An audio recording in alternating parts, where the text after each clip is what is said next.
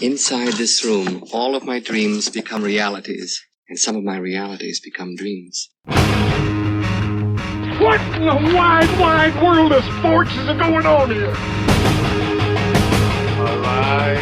It's alive! It's alive! You are listening to The Wilder Ride, getting wilder by the minute. Here are your hosts, Alan Sanders and Walt Murray. And welcome back to The Wilder Ride, Getting Wilder by the Minute, a podcast that celebrates the films of Gene Wilder 1 minute at a time. And for season 2, we are diving into Blazing Saddles, one sweet, low, swinging chariot at a time. I'm Alan Sanders, I'm your host. And I'm Walt Murray, your co-host. And we are so pleased to be joined today as our guest, the first guest of season 2, Jim O'Kane. Jim, welcome. I am very honored to be here. Thanks, guys, for having me on. This is one of my favorite movies. And it's been that way since I was a kid. I mean, any movie that's part of the opening sequence of Monday Night Football for years can't be all bad. You know that. Well, yeah, Jim, very true. We'll take a step back for a second. You seem to be the grand poobah of the Loyal Order of Water Buffalo of these movies by minutes makers. You sort of own the group. You kind of manage the conversation. So tell us a little bit about how you started doing the movies by minutes. Well, I started out by being very old. I seem to be wondering. I've seen these. I saw Blazing Saddles as a kid. My dad took me to it and was shaking his head the whole time I was watching the movie. But we love Mel Brooks movies, and I saw this when I was just a very young teenager. And the whole movies by minutes thing is fun because it's the kind of thing that you do when you get out of a movie and you're sitting in a car talking about, hey, did you remember that part about this and that? And this one is the ultimate in just sitting in the car after the movie talking about a movie. So I enjoy listening to everybody's different takes on things and the way we all approach our movies a little bit differently. And you guys have been doing a great job so far. And so keep up the good work. Oh, well, thank you. Well, we are definitely fans of the podcast you've done. I know I'm still working my way through Apollo 13. I know you had a little bit of a hiatus kind of early on, but your guests are fantastic. Tell us, how did you get so many astronauts and people in the astronaut field before we start going into the Old West? That's a part that fascinates me. So what did you do in your past life that allowed you to bring all these folks onto your podcast?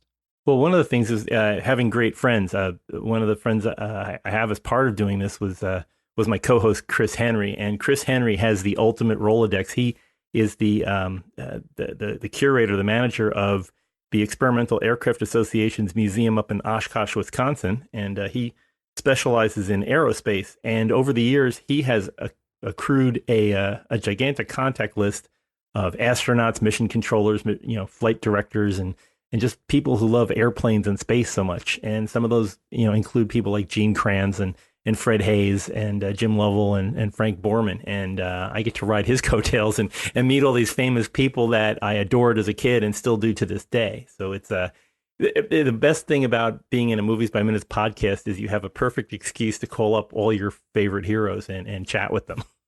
It's wild to be able to hear the voices of the people that are then, in my head anyway, I then transpose into the actors that played them in the movie. So it's so weird to have the actual people in your podcast, and I'm used to seeing the actors on screen telling the story. Oh, sure. And I mean, the best part of it is well, it's sad too, because you can't. The best part is the show that we have before the show when you get all the stories you can't tell in front of a microphone. So I enjoy those, but I've sworn to secrecy. So it's a great little thing to know. All right. Before we dive into this minute, we try to do this every time we bring on a guest for the very first time. You mentioned that this is a movie you loved. You remember seeing it in the theater. You're a Mel Brooks fan. But what are some of your earliest memories of this movie, and how was it received? I remember the number one controversy of all things. I mean, considering the language and stuff, I'm sure you've talked about this before, but all the language and just the rudeness of the show. The rudest thing was the baked bean scene, and that was just considered horrific. And people were talking. They had news reports about this awful scene. And today, it's silly juvenile humor. But that was the big controversy at the time. I saw this. I loved Mel Brooks. Ever since the days of Get Smart and the producers and things. The producers. When I was a kid, it had just gone from being in the movie theaters to being on the 4:30 movie in New York. You'd see it in afternoons, and just watching this amazing ability to make a movie out of the most horrendous subject possible and turn it into a comedy. That was part of my growing up. I mean, in the '60s, you had these crazy things like Hogan's Heroes, where they made movies about funny Nazis, and here this was the next step, making fun of racism and just all the stereotypes of Western movies that we took for granted. And when you look at it and say to yourself, gosh, we really accepted this in a movie. And that's what made it funny, because everybody had that same, the vocabulary of the screen, the vocabulary of cinema is turned on its head to make a point about the kind of just blind stereotypes that nobody ever really looked at and said, hey, that's really not funny. But in this case, it is funny. Yeah, we talked extensively in our first few minutes about how a satire is designed to do that. It's designed to take you off guard, generally with humor, but there's a really good message there if you're paying attention. Yeah. And I mean, you'd never get the impression that Mel Brooks is a racist or a sexist, or, he plays these things broadly, and you understand when you're watching it, it's like, this is just simply ridiculous. And then you can take a step back and say, well, that whole concept is ridiculous. So I think Mel Brooks really just tore the whole serious nature of all this thing off and threw it back in the faces of people that took it seriously and say, this is just stupid. And I mean, combined with his work and the work that Richard Pryor does in building the screenplay, it's just a marvelous, perfect movie. Well, I was on a Facebook page earlier today, and there was a Blazing Saddles clip on there, and a couple of the comments were really bizarre. One of the people said, "This is the most racist movie ever made. I love it." And I started to respond. I was like, no, don't get in a war in Southeast Asia, and don't get in a battle on Facebook. But I wanted to say to that person, you've totally missed the point. The point is exactly pointed at you. You're the tip of the spear on this, because you don't get it, that you're being made fun of by this movie. Yeah, it's just brilliant. And I know, if you listen to the director commentaries and things that are on all the DVDs and stuff, the actors really struggled with some of the dialogue, and they actually had to be helped through it, saying, yeah, it's okay, you can say this because we're making fun of it. Right. In fact, another note we had from yesterday, that Cleavon Little said, look, if you were saying this for real, like if we were in a bar or in a street somewhere, I'm going to have a completely different reaction, but we're making a movie and you got a job to do. Yeah. One of the things I remember, Slim Pickens was at I'm trying to remember the year now. I think it was about 79 or 80. So I used to go to, I did until I graduated, the University of Texas at Austin. And Slim Pickens actually showed up at a screening of Blazing Saddles in either 1979 or 1980. And one of the things that he said was he had a really big trouble with this particular scene that we're coming up on. When he started, getting up to the word that he had to say for the first time in the movie, he was really having a problem saying it. And some of the cast, including Cleavon Little, came up to him and said, it's okay, we're ready for this. We've talked about this. It's okay. We already went through this at the table read. And they kind of talked him through being able to say it offhandedly. And, it's fascinating. I mean, you think about Slim Pickens. Slim Pickens had been in movies for 30, 40 years. And, he'd ridden an A-bomb down into the Soviet Union. But just getting to this one word, it was catching in his throat and stuff, because he didn't talk like that. And, he had to do it as part of his acting. And just the idea that he really had a hard time just getting over that with people who were okay with it. It just speaks to where this movie was, of how important it was to make this film, just from beyond a comedy idea. You're absolutely right. And the thing we even mentioned, that in some respects, outside of maybe the rising star that was Mel Brooks, Slim Pickens was the biggest star on this picture. That's true. I mean, the other ones were basically TV stars like Harvey Korman or Dom DeLuise. You don't think of them as movie stars, really. And, actually, Dom DeLuise would be on the rise. This was before Cannonball Run and all that. So these people were heading the other direction. Yeah, and in some ways, outside of maybe Gene Wilder with the, having been in Willy Wonka 3 years earlier, there wasn't, all these people were still kind of fresh. I mean, Yeah. they're all household names today, thanks to Mel Brooks. But I mean, Slim Pickens had the gravitas coming into this character in this film.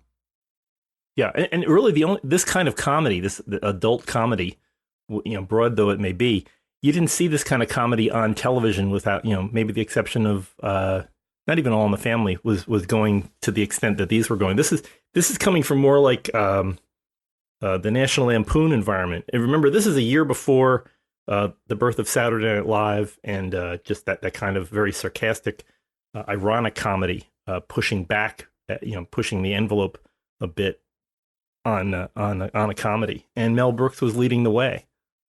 Well, he definitely had the eye of a lot of people because they were trusting him, because he honestly didn't even have a real true hit until this came out, and nobody believed it was going to be a hit. I think the story goes the very first screening in front of, as is typical in most Hollywood cliche stories, all the executives, not a single laugh, and one of the executive producers basically made him take down a list of all the things that he needed to take out of the movie, of which Mel Brooks laughingly said, I then turned around, crumpled it, and filed it in the trash can.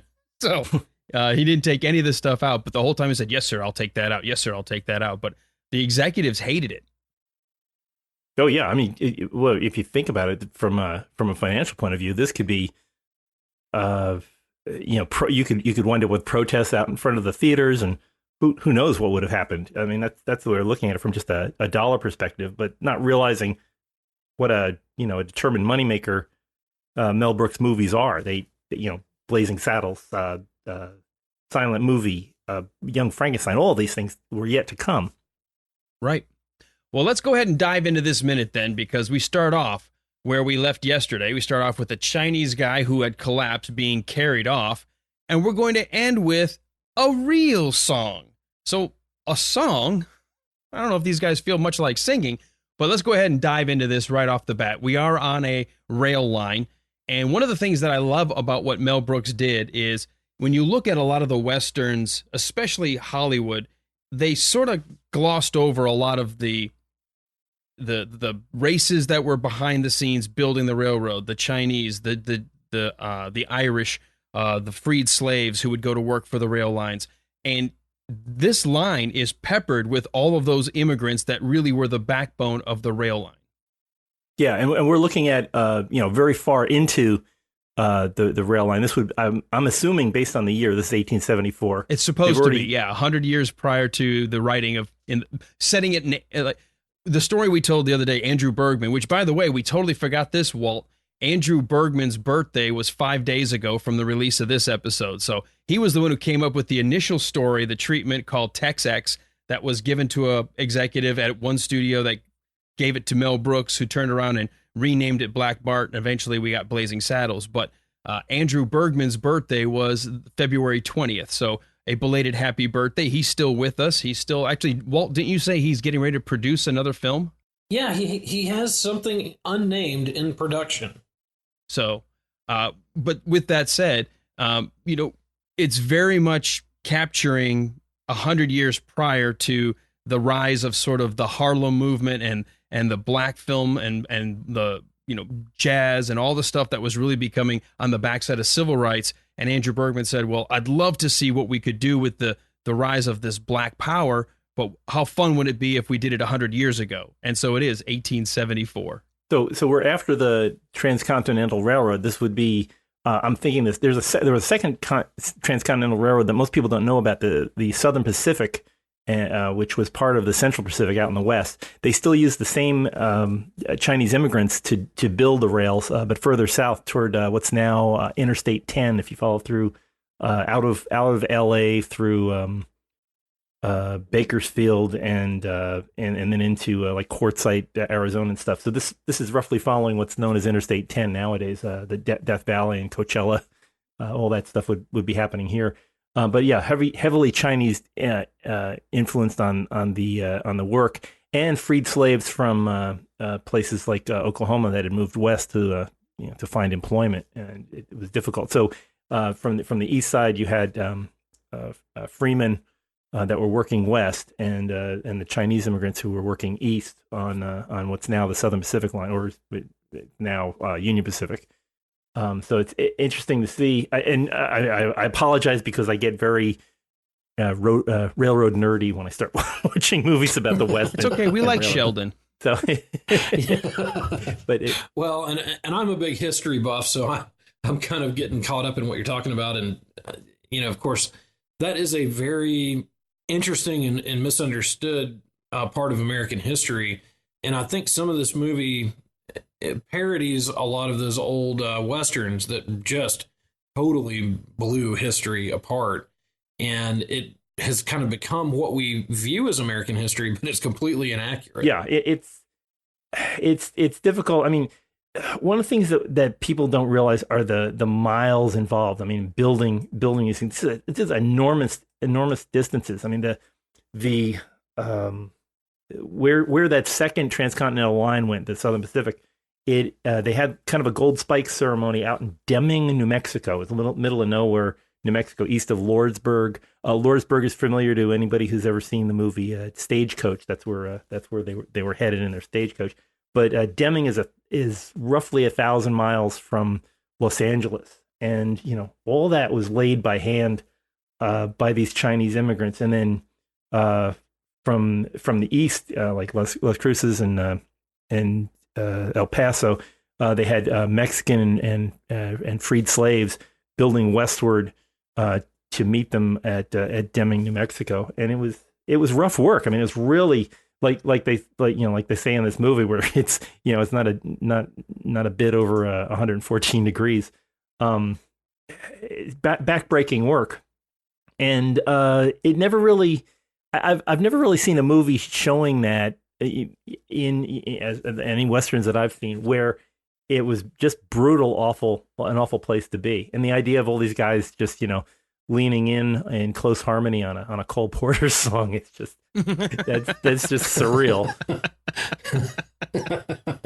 Well, I do love it. I love that just as they're carrying the guy away here, and you automatically have this sort of device of the rail line sort of being the line in the sand, and all of the rail workers that were ironically in the first opening establishing shots on both sides of the tracks, they're all of a sudden all on one side. And all of the, I guess, the foreman and his teamster, his group of, keeping people working are all on the other side of the tracks. Yeah. And they all seem to be, have some kind of a relationship to the South that, maybe they did work on plantations or things. They all act with a superior attitude, not very camaraderie with the workers. And, Mr. Gilliam it seems to be mostly very derogatory to everybody that's under his care, or lack thereof.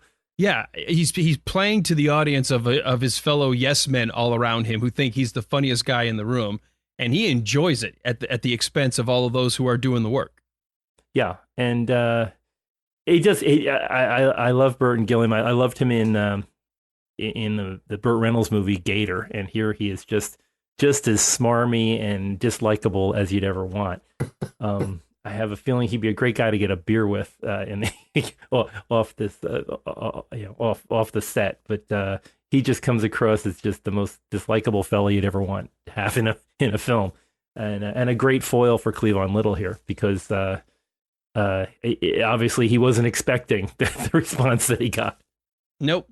In fact, I think he's trying to play superior by saying, come on, boys, where's your spirit? When you were slaves, you sang like birds. And I like when he's saying this, you've got a couple of Chinese guys in there, and they're probably going, what are you talking about? We may have been sold into indentured servitude, but we certainly weren't slaves on plantations. Yeah. The colleagues of Cleavon Little here, as Bart's looking, they're all getting mad, but Black Bart has a whole different take on this. That he understands how he can take down Mr. Burton's character, or Burton Gilling's character. Yeah, one or two of the guys starts across the track, and he grabs him and holds him back, and then starts whispering with him. So they were ready to go at him. Yeah. It's. But he manages to diffuse the situation and enrage the situation all at the same time. I think it's a brilliant bit of not only script writing but also storytelling in the sense that very quickly we see not only how bright, but how witty this main character is. And we automatically like him within just the first few seconds here, instead of encouraging a fight or instead of taking on some kind of a big, long soliloquy or some kind of a, monologue of why you can't treat us this way or don't you know what we're from. He says, "Oh, okay, you want a song?" Yeah.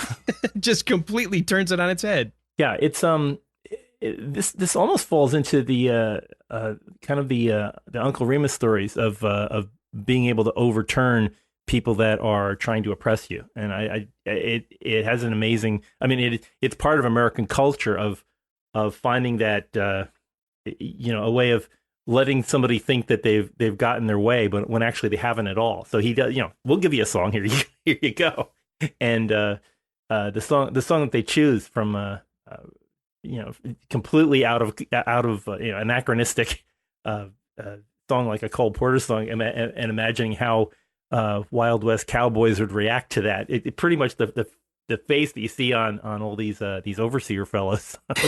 What are these things? What is that from? Right. I mean, I think if I remember correctly, this is from the Broadway musical Anything Goes, right?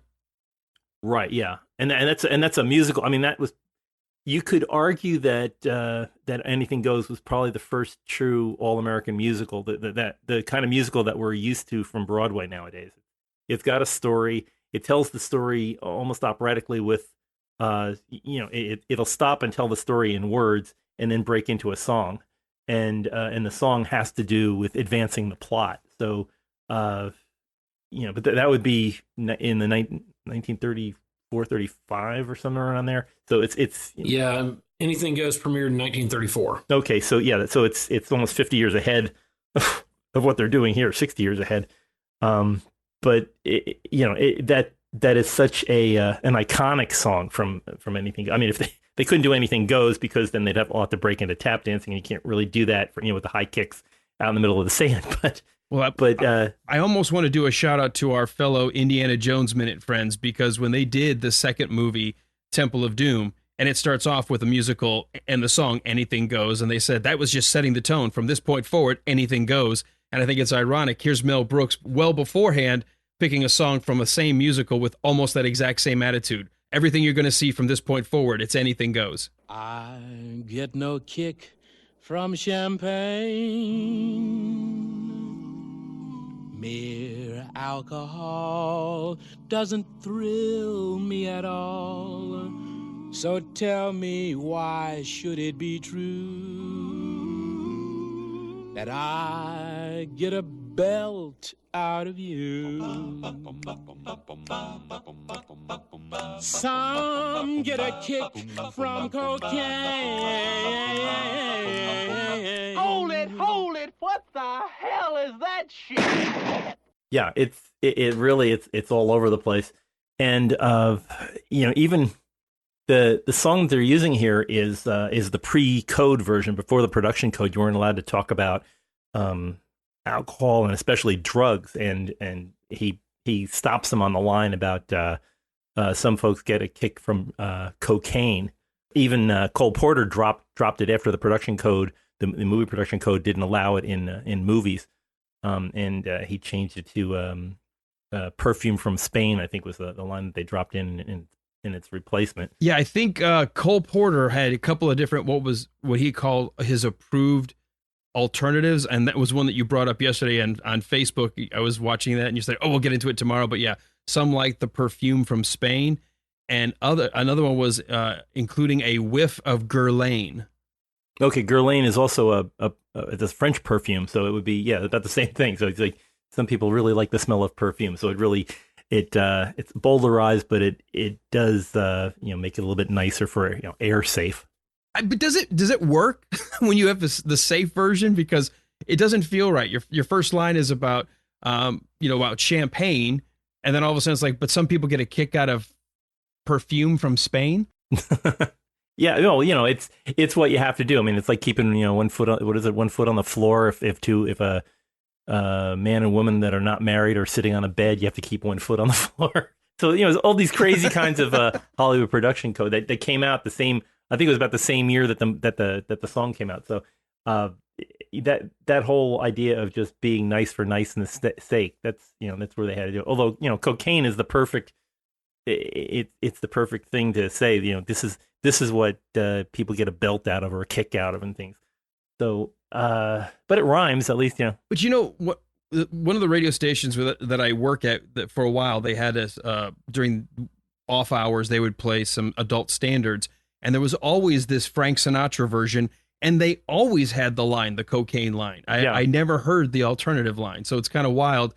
I guess at this point we feel like, oh, it's kind of edgy for an adult standard program to have the Frank Sinatra version singing that lyric, just like they do here in the movie. Well, yeah, but I think still, I think that Anything Goes is still like the number one play that's done in high schools and middle school musicals. So I don't think they use the cocaine line in those middle school productions. I would hope not. Well, have you seen some of the schools? Yeah, true enough. But it was from the time, and here it could be just Mel Brooks trying to point out, underline the fact that, hey, we're not under the production code anymore. This is an R-rated movie, and here we can do what we want. So dropping the cocaine line back into the film, it's think about the same time. With 4 years after this, if you, a favorite of radio personalities everywhere, WKRP. One of the characters, Dr. Johnny Fever, his story in the show that he got thrown off of a previous radio station for saying booger on the air. So that was the time that this is in. You can get thrown off for different things, and that was at the time booger was a bad thing to say on the air. Now you can say that on Radio Disney, right? So it's times change. Well, and even the fact that when they aired this on TV, they left in all the racial insults, but covered over the farting noises with horses winning. It just shows you how kind of ridiculous and misaimed those codes were. Yeah, well, it's I wish I could remember who to cite this from, but somebody said the level of taboos stay the same. It's just the taboos change. We always have the same. We are as Victorian as the Victorians were. We're just Victorian about different topics. There's things you can't say on the air now that you used to be able to, and there's things that you can say on the air that would have gotten you fired, 30, 40 years ago. So but the level of what's taboo has never really changed. We all have our own shibboleths, and that's where we're at. Well, I think that's one of the things that makes this movie interesting to look at in 2019, because this is a snapshot of where culture was in the early 70s. And this did, rustle some feathers, but it does speak to what was going on culturally and in our society in the United States in that time period. Yeah, oh, that's true. And there are, there were movies whose, the particular word from this minute, were used in the title of the movie. I mean, there's posters of them. I can't imagine them even showing the movies simply because they couldn't put the name of the movie in, your TV guides and things like that. So it's just, the world has changed, mostly for the good, but it's interesting that we have, this movie, which was written to overcome, racist slurs and things like that, is now sometimes used as to point out, gee, thank God we're past this, where this was kind of allowed in our entertainment, and it's taking away the wrong message from what this movie, what the message of this movie was. Oh yeah, but it's like you said, energy is never created or destroyed; it's just changed, right? So now we've got a whole different level of short-sightedness. Now we can't even tell a joke for a point because if it uses a word that bothers us, we don't even bother listening to the meaning. We just hear a series of consonants that just sound offensive to us, or we're told we're not supposed to ever say, and then we completely miss the meaning of the movie because we're willing to dismiss it for a word. Yeah, I mean, I can't imagine Mel Brooks being able to make this movie nowadays. I don't think that would ever happen. It's just simply would be too controversial, and it was made at the right time for the right reasons. And the only reason we still have it was because that, there's people that still understand the reasons behind the making of this movie. I noticed one other, a change in Mel Brooks's content is if you go see the producers and you're seeing the play Springtime for Hitler, the actors wearing the German SS uniforms don't have swastikas on their sleeves because it's considered offensive. So they just have white circles on their sleeves, and it's just like, well, that kind of defeats the whole purpose of what they're making fun of. Right. But some people gathered offense from that, so they took it out, which kind of it's kind of underlining the point instead of proving the point. Speaking of the line that we're talking about with the cocaine line, I've got the script, the last one before they went shooting, which was their the final script blessed on February 6, 1973, and got one last revision on February 27, 1973. Initially, they were just going to stop with the line, "That's why I get a kick out of you."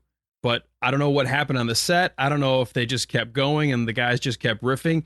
But when Cleavon Little does the get a kick from cocaine, but he's like, "Cocaine," and he's like waving back and forth, my brother and I still to this day, we just start giggling because that is just funny as anything, just visually, audibly, as well as the fact that he's just sticking it in the face of the foreman. See, when I watch the movie, I do the background that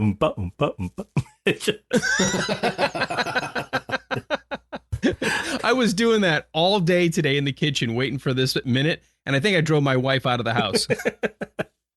It's a great song in any case. No matter what the context, I love the sound of the song. Well, and it is funny that in the context of this movie, a song that was originally sung by Ethel Merman is what they use here. It really does stand kind of in a very stark contrast to the rest of the movie. Wow, yeah, good old Reno. And the fact that you brought up the fact that it's anachronistic.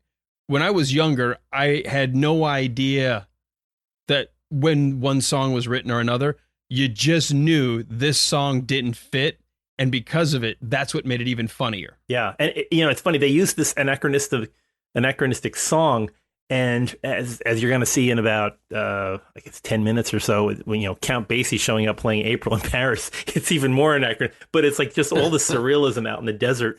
It's beautiful, and it really it works right down to the very last scene of just the crazy anachronisms of being in a Western in the 1970s.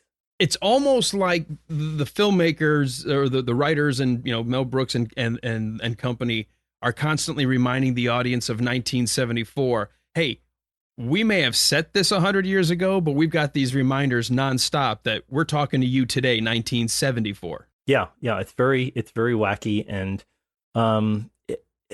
the general audience didn't know National Lampoon style humor, but they did understand good Borscht Belt humor from Mel Brooks, and this is just as wacky as what he had done in Get Smart. So it's that same level of just rapid fire craziness, where you're still trying to figure out what happened 10 seconds before, and something new comes up. You're like, wait, what is this going on? And so it's you spend most of your time just trying to find your balance and continue to get knocked off balance by these anachronisms and just rapid fire comedy.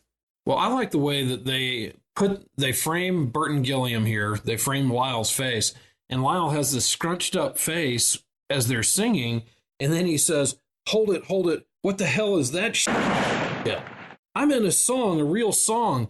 And he pulls the audience in with him. And so the audience is kind of feeling like, yeah, what is that? We're with Lyle on this one. And so I think that the way they wrote that and produced it did a great job of pulling all of us along with the way that Lyle felt, and that we could, for once, relate to him. We can't relate to him very often, but I think he's as confused as we are when they're singing that song.